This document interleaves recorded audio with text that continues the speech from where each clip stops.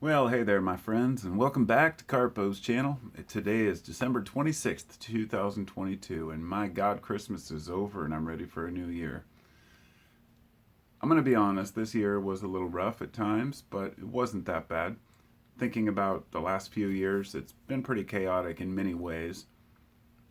I have a lot of future videos coming up. I want to be way more to the point with certain data points regarding why we feel the way we feel, how the youth feels, why people feel lost on the holidays. And I was thinking about Christmas today. I was thinking, it's just become such a joke. This every year there's something about the war on Christmas that really doesn't exist, but this idea of some persecution towards Christmas, and others want to. Of course, there all the videos come out about how Coca-Cola co-opted Christmas and how it's become a consumer holiday, and all of these things I agree with. Totally understand. It has become a consumer holiday, but it doesn't have to be that way. And the more I thought about this, the more I thought about why so many people, and especially these days, I've noticed a lot of people either really like the holidays or they absolutely hate them. And I want to understand both points of view. I have two young kids who are 10 and 13, so I can still surprise them with exciting gifts and they enjoy opening them. To those kids, opening gifts is more important than giving gifts. It's not something you can just force a kid to understand. It's something they have to learn over time, that it feels good to give to others. Because by the time you get to our age, you know, I feel awkward receiving gifts and I enjoy giving gifts. And I've thought about this as one of the main reasons I feel like some people really hate the holidays. Because they feel in their hearts they want to give to other people and they can't. Because financially, a lot of Americans are strapped. The economy sucks. Everybody's wallets are slowly draining as they pay for all the, inflation rates. Wage has stagnated. We see what's happening. At least a lot of people who have looked into economy, and I've read a lot about economy. I mean, I've got a thick book. The Creature from Jekyll Island is about the Federal Reserve System. Another book my wife got me, I haven't finished, called Capital. But these books try to explain the monetary system. And the reason that's interesting to me is because it's not about whether you spend money as a consumer that's the problem. It's about spending what you can afford, first and foremost. But second, who are we buying from? Are we buying from some big multinational corporation, some plastic piece of crap, or buying IKEA furniture that's going to fall apart in a week, that kind of stuff? Or are we buying from a local furniture maker or a local carpenter?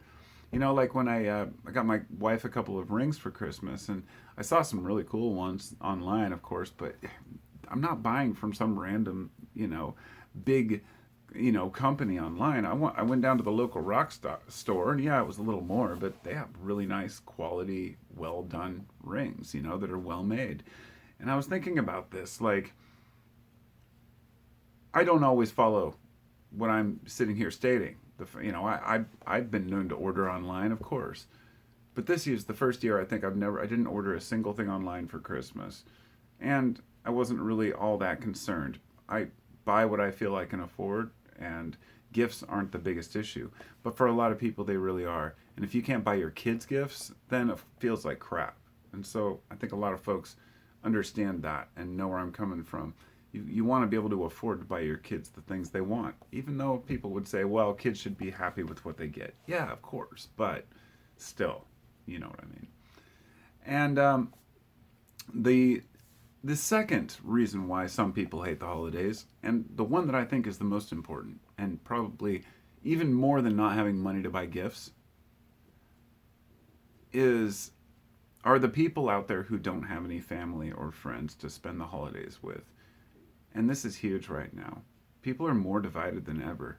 It's amazing. There are people who aren't even willing to hang out with people that they like or that they've known for years because of political differences, or, it's always been, I guess, like this. Religious differences, and don't hang out with the families not wanting their kids to get married because the other person has a different religious viewpoint.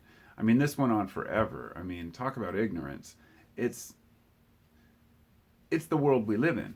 You don't, we can't change it, but The point is that we can change ourselves and decide that we're willing to get along with people we disagree with. I mean, there are some people that are like, you know, uh, I mean, up and down, left and right. You cannot get certain people to just get along in certain situations, of course, and there will always be big differences that we have morally and with our values towards other people. That sometimes you just say, well, I don't want to interact with certain people. But honestly, we all need somebody that we can spend time with, a family, friends, anybody on the holidays when we're alone. And it's hard for some people, and I get that.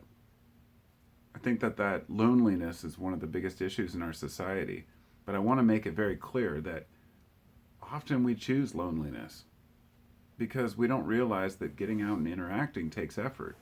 But that's also just a circumstance of living in the society we live in. Suburbs, and people are far away from each other, and people are afraid of their neighbors, and the news has got you scared of somebody creeping around your property. Everybody's afraid they're going to get mugged, or in a lot of places that's warranted, but it's just become so sad. If you have any friends or family or anybody to latch onto, you better damn well do it. Because as society starts to kind of decline, which I believe it will, as far as what we consider to be, a normal functioning society, at least if you live in the US, I get the feeling things are going to change. I mean, I've always felt this way, but you can see the cards falling. You can see the tapestry unweaving. And once it starts to go, it's gone. And so all I'm saying is not apocalyptic here, but, you know, respect those around you that you do love and know well. Give them space, set your boundaries with people, but also be able to be accepting and understand people, and where they're coming from on things, and don't let personal issues come between us. And then maybe on holidays, people don't have to fear, the crazy drunk uncle talking about conspiracy theories, which is kind of like, this ongoing meme about there's always the one weird uncle that's, supposed, or the drunk dad that ruins the holidays, or whatever it might be. Every family has somebody in there who's just a troublemaker, but you don't have to let that ruin your holiday. Yeah. This year we had ice in Portland, and the roads were icy through the night before Christmas Eve, and then all through Christmas Eve and Christmas Day. It was like a half-inch thick sheet of pure ice. So we didn't go anywhere. We didn't get our last-minute junk that we didn't need. We just hung out as a family and chilled, and it was beautiful. And when the power went out for a couple hours, when it was freezing cold, we had our fire going, and we sat and listened to Pink Floyd, Animals, on our little Bluetooth speaker, and talked with my teenage son about what it means, because he was asking. But those moments, you don't forget. Those moments are really important for connections with other people. And it just seems in this fast-paced world, when the internet's going, when everything's running, that's what's causing a lot of these problems. The fact that we're all looking at our damn computers, our screens, our phones. And therefore, when the power does go out, I kind of celebrate. I don't want to be cold, but I do want to be connected with people. So find connections where you can. That's my only advice for this year and for the upcoming year. Because New Year's is a week now, and I'm going to celebrate New Year's Eve by hopefully going out to see my son play a concert with his friends, and at some party or event, and bring in the new year with people that I love and care about, and look forward to something better in the new year, and setting goals. Those are great. Having New Year's resolutions, that's great, but really just every year being able to shed your old skin and just be somebody new. Not change who you are, but to let go of the negativity and slough it off,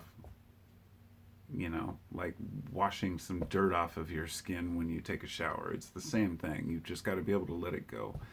And psychedelics might help in that, maybe not. Depends on who you are and what you know. But at any rate, I'll see you all in the new year, and thanks for listening. And thank you all for being here. Because when I talk about community and connecting with my subscribers here, I'm actually pretty burnt out and I didn't really want to make a video, but I thought, no, I want to talk to my peeps because I consider my subscribers my people. And I know I've got a lot of new subscribers over the last year. Welcome to anybody who's maybe new to the channel.